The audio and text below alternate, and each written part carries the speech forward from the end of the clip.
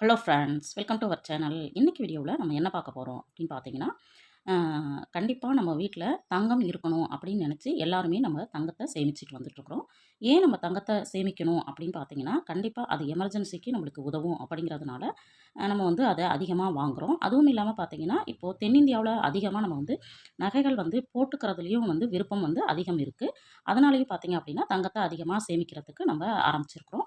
அப்படி இருக்கிற பட்சத்தில் பார்த்தீங்கன்னா, தங்கத்தோட விலை நாளுக்கு நாள் அதிகரிச்சுக்கிட்டே இருக்குது. அப்படி இருக்கும் பொழுது நம்ம வந்து குறிப்பிட்ட அளவு தங்கத்தை சேமிக்கிறதுக்கு என்ன மாதிரியான டிப்ஸ் அண்ட் ட்ரிக்ஸ் எல்லாம் ஃபாலோ பண்ணலாம் அப்படிங்கிறது தான் இந்த வீடியோவில் உங்களோட ஷேர் பண்ணலான்னு இருக்கேன். நானுமே பார்த்தீங்க அப்படின்னா, இதில் சொல்லியிருக்கிற எல்லா டிப்ஸுமே ஃபாலோ பண்ணி தான் நான் வந்து என்னோட முடிந்த அளவுக்கு நான் வந்து தங்கத்தை சேமிச்சிருக்கிறேன். இந்த வீடியோவில் பார்த்தீங்க அப்படின்னா, ஒரு 5 பவுன் வச்சுருக்கீங்கன்னா, அதை எப்படி 50 பவுனா மாத்துறது? அதுக்கு என்ன மாதிரியான டிப்ஸ வந்து ஃபாலோ பண்ணலாம் அப்படின்னு ஒரு 10 டிப்ஸ் வந்து உங்களோட ஷேர் பண்ணியிருக்கிறேன். கண்டிப்பா ஒவ்வொரு டிப்புமே பார்த்தீங்க அப்படின்னா, உங்களுக்கு யூஸ்ஃபுல்லா இருக்கும். அதனால வீடியோவ ஸ்கிப் பண்ணாம முழுமையா பாருங்க. வாங்க வீடியோக்குள்ள போவோம். இன்னைக்கு வீடியோல பார்த்தீங்கன்னா, 5 பவுன் வைத்திருப்பவர்கள் 50 பவுனாக மாற்றுவது எப்படி? அப்படிங்கிறத நம்ம வந்து பார்க்க போறோம். இப்போ நம்ம வந்து டார்கெட் பார்த்தீங்கன்னா, 50 பவுன் வந்து சேமிக்கணும் அப்படிங்கிறது தான். இத வந்து நான் வந்து டார்கெட்டுக்கு எத்தன வருஷம் எடுத்திருக்கேன்னு பார்த்தீங்கன்னா, 10 வருடம். இது வந்து எல்லாராலயும் பண்ண முடியுமா அப்படின்னா, கண்டிப்பா அது வந்து அவங்களுடைய வருமானத்துக்கு தகுந்த மாதிரி தான் பண்ண முடியும். பட் வந்து நான் வந்து அப்ராக்ஸிமேட்டா ஒரு 50 பவுன் சேர்க்கறதுக்கு கண்டிப்பா ஒரு 10 வருடமாவது ஆகும். அதாவது மிடில் கிளாஸா இருக்கிறவங்க அப்படிங்கிறதுனால நான் 10 வருஷம் கால்குலேஷன் குடுத்துருக்கிறேன். உங்களால வந்து எப்ப பண்ண முடியுதோ, எவ்வளோ பண்ண முடியும்னு நினைக்கிறீங்களோ, அத வந்து இந்த டிப்ஸ ஃபாலோ பண்ணி நீங்க 1 பவுன்லேருந்து 100 பவுன் வரைக்கும் கண்டிப்பா சேமிக்க முடியும். இப்போ 10 வருடத்துல நம்ம வந்து 50 பவுன் சேமிக்கணும் அப்படின்னா, 1 வருஷத்துக்கு நம்ம வந்து எவ்வளோ பவுன் சேமிக்கணும் அப்படின்னு பார்த்தீங்கன்னா, 5 பவுன் சேமிக்கணும். அப்போ 5 பவுன் அப்படிங்கிறது 8 40 40 கிராம் வந்து நம்ம எவ்வளோ சேர்க்க போறோம்? 1 வருடத்துல சேமிக்க போறோம். 1 மாசத்துல எவ்வளோ சேமிக்கணும்னு பார்த்தீங்கன்னா, 4 கிராம். அதாவது 1/2 பவுன். 1 மாசம் 4 கிராம் சேமிச்சோம் அப்படின்னா, 5 பவுன் வந்து 1 வருஷத்துல நம்மளால சேமிச்சிட முடியும். 1 கிராம் வந்து இப்போ நான் பார்த்த அன்னைக்கு பார்த்தீங்கன்னா, ரூ. 5,840. அப்போ இந்த 1 கிராம் வாங்குறதுக்கு ரூ. 5,800 தேவைப்படுது அப்படின்னா, 4 கிராம் வாங்க நம்மளுக்கு எவ்வளோ தேவைப்படும் அப்படிங்கிறது தெரியும். பட் இதில சொல்லியிருக்கிற விஷயங்கள் வந்து உங்களால 1 கிராம் தான் வாங்க முடியுது அப்படின்னாலும், அதுக்கு தகுந்த மாரி நீங்க சேமிங்க. இல்ல 4 கிராம் வாங்குறதுக்கான ஆப்ஷன் இருக்கு அப்படின்னா, அதையும் வந்து நீங்க வாங்குறதுக்கு முயற்சி பண்ணுங்க. எப்படினாலும் 100 மில்லிகிராம்ல இருந்தே நம்மளுக்கு தங்கம் வாங்குறதுக்கான ஆப்ஷன்ஸ் இருக்கு. அப்படி இருக்கிறப்ப கண்டிப்பா ஒவ்வொரு மாதமும் தங்கத்த வாங்குறதுக்கான முயற்சி பண்ணுங்க. கண்டிப்பா முயற்சி பண்ணோம் அப்படின்னா, கண்டிப்பா அது நடக்கும். இந்த டிப்ஸ் என்னென்ன அப்படிங்கிறத பார்க்கலாம். ஃபர்ஸ்ட்டு பார்த்தீங்க அப்படின்னா, கண்டிப்பா நீங்க வந்து இதுவரைக்கும் மணி சேவிங் சேலஞ்ச் பண்ணல அப்படின்னா, மணி சேவிங் சேலஞ்ச் வந்து பண்ணுங்க. நம்ம சேனல்லயே பார்த்தீங்க அப்படின்னா, மணி சேவிங் சேலஞ்ச் அப்படின்னு சொல்லிட்டு ஒரு பிளேலிஸ்ட் உருவாக்கி நெறைய மணி சேவிங் சேலஞ்ச் ஐடியாஸ் வந்து உங்களோட ஷேர் பண்ணியிருக்கேன். அந்த மாதிரியே ஒரு ரூ. 5, ரூ. 10, ரூ. 20, ரூ. 50, ரூ. 100 இப்படி வந்து சின்ன சின்னதா ஒரு மணி சேவிங் சேலஞ்ச் வந்து ஒவ்வொரு மாசமும் நான் பண்ணிட்டு, அத வந்து எப்படி பண்ணேன், எவ்வளோ பண்ணேன் அப்படிங்கிறதுமே உங்களோட ஷேர் பண்ணிட்டு வந்துட்டுருக்கேன். அது மாதிரி நீங்களுமே ஃபர்ஸ்ட்டு ஒரு மணி சேவிங் சேலஞ்ச் எடுங்க. 1 மாசத்துல நான் ஒரு ரூ. 1000 சேமிக்கணும் அல்லது ரூ. 10,000 சேமிக்கணும். உங்களுடைய வருமானம் எப்படி இருக்கோ அதுக்கு தகுந்த மாரி சேமிச்சு, அதில கிடைக்கிற பணத்துல உங்களால முடிஞ்ச அளவுக்கு தங்கத்த சேமிங்க. இதுதான் ஃபர்ஸ்ட்டு டிப்பு. செகண்ட் டிப் பார்த்தீங்க அப்படின்னா, கண்டிப்பா இந்த மாதிரி மணி சேவிங் சேலஞ்ச் பண்ணி, உங்க கையில ஒரு ரூ. 1000 கிடைச்சிருச்சு அப்படின்னா, அத கொண்டு போய் ஒரு நகை சீட்டுல ஜாயின் பண்ணிருங்க.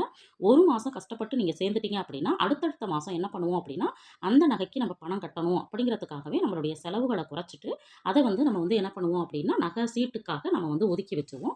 அப்ப ஆட்டோமேட்டிக்கா என்ன ஆயிடும் அப்படின்னா, ஒவ்வொரு மாசமும் கட்டும்போது 11 மாசம் கழிச்சு நம்ம கையில வந்து ஒரு குறிப்பிட்ட அளவு தங்கம் நிரந்தரமா நம்ம கைக்கு வந்து சேர்ந்துரும். இத வந்து நகை சீட்டு போடும்போது பார்த்தீங்க அப்படின்னா, கோல்டா வரவு வைக்கிற நகைக்கடையில நீங்க போடலாம். இதுலயுமே பார்த்தீங்க அப்படின்னா, ஆல்ரெடி நான் வந்து ஒரு நகைக்கடையில வந்து என்னென்ன மாதிரியான ஸ்கீம்ஸ் எல்லாம் இருக்கு, எது பெஸ்ட்டா இருக்கும் அப்படின்னு சொல்லிட்டுமே ஆல்ரெடி வீடியோ போஸ்ட் பண்ணியிருக்கேன்.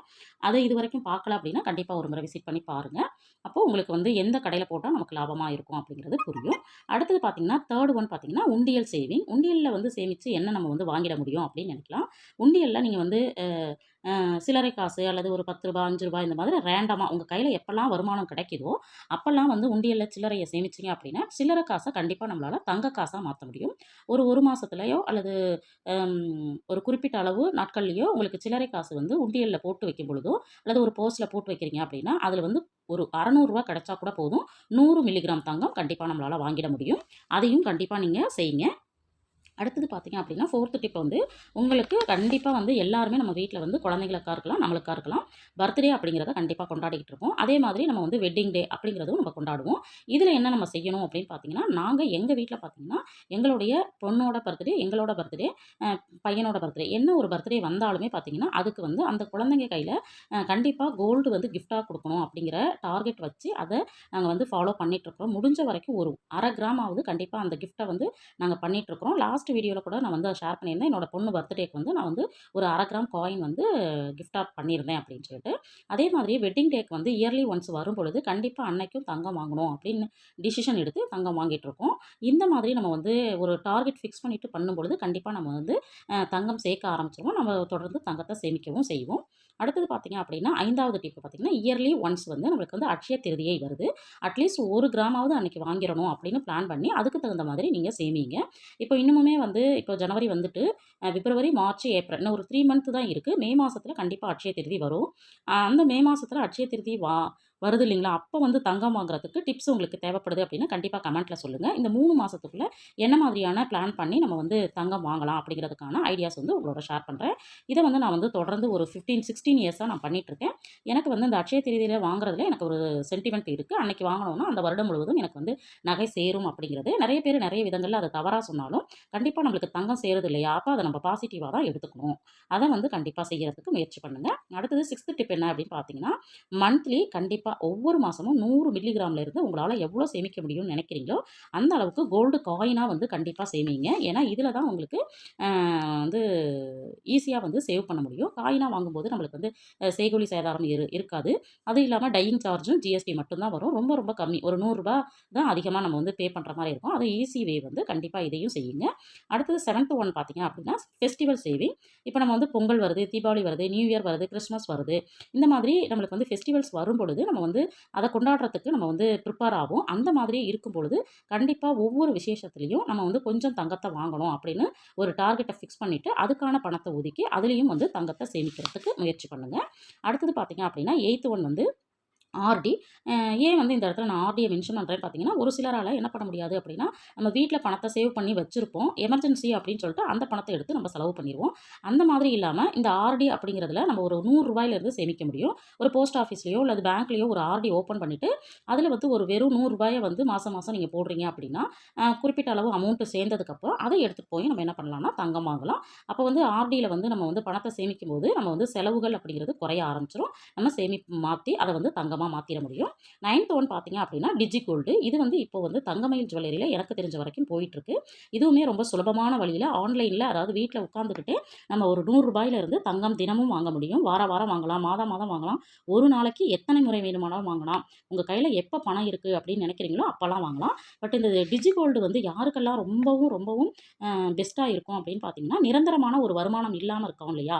அவங்களுக்கு ஒரு குறிப்பிட்ட அளவு தொகை வருது அப்படின்னா, அந்த சமயத்தில நீங்க வந்து என்ன பண்ணலாம்னா, இதில வந்து சேவ் பண்ணி வைக்கலாம். இந்த டிஜிகோல்டு தங்கமயில் ஜுவல்லரிய பத்தியுமே ஆல்ரெடி ஒரு சப்ஸ்கிரைபர் வந்து கேட்டிருக்காங்க.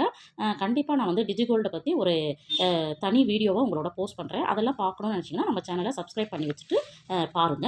அடுத்தது பார்த்தீங்க அப்படின்னா, பேப்பர் கோல்டு. இது பார்த்தீங்க அப்படின்னா, நம்மளுக்கு வந்து ரிசர்வ் பேங்க் ஆஃப் இந்தியா தான் நம்மளுக்கு வந்து வருஷத்தில ஒரு 4 தடவ வந்து நம்மளுக்கு வந்து இத சேல் பண்றாங்க. இது வந்து போஸ்ட் ஆஃபீஸ்லயும், பேங்க்லயும் வந்து அவங்க எப்போ சேல் பண்றாங்களோ, அப்ப நம்மளுக்கு கிடைக்கும்.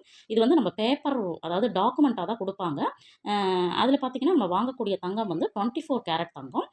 இதுக்கு வந்து லோன் வந்து கண்டிப்பா அவைலபிள் இருக்கு. அது பேப்பர் கோல்டு தானே, இதுக்கு எப்படி லோன் கிடைக்குமான்னு நீங்க டவுட் படலாம் அப்படிங்கிறதுனால, நான் அந்த இடத்துல லோன் அப்படிங்கிறத மென்ஷன் பண்றேன். இந்த பேப்பர் கோல்டு அப்படிங்கிறது டாக்குமெண்ட்ட வச்சுட்டும் அவங்க வந்து நம்மளுக்கு வந்து என்ன பண்ணுவாங்க அப்படின்னா, அடகு அதாவது அத வச்சுக்கிட்டு நம்மளுக்கு வந்து பணம் தருவாங்க. அத வந்து அடகு வச்சுக்கலாம் அப்படிங்கிறது தான் நான் சொல்ல வரேன். இந்த மாதிரியான டிப்ஸ் அண்ட் ட்ரிக்ஸ் எல்லாம் கண்டிப்பா நீங்க ஃபாலோ பண்ணி, நீங்க நெனச்ச அளவு தங்கத்த வாங்கணும் அப்படின்னு சொல்லி, நான் இந்த வீடியோ மூலமா உங்களுக்கு வாழ்த்துக்கள் சொல்லிக்கிறேன். யாரெல்லாம் இந்த டிப்ஸ் எல்லாம் என்ன மாதிரியான டிப்ஸ் எல்லாம் ஃபாலோ பண்ணி நீங்க தங்கம் சேமிச்சுட்டு இருக்கீங்க அப்படிங்கிறத கண்டிப்பா கமெண்ட்ல சொல்லுங்க. பார்க்குற வியூவர்ஸ்க்கு அது ரொம்பவும் ஹெல்ப் பண்ணும். இந்த வீடியோ பிடிச்சிருக்கும்னு நெனைக்கிறேன். வீடியோ பிடிச்சிருந்தா லைக் பண்ணுங்க, ஷேர் பண்ணுங்க. மறக்காம நம்ம சேனல சப்ஸ்கிரைப் பண்ணி வச்சுட்டு பாருங்க. தேங்க்ஸ் ஃபார் வாட்சிங்.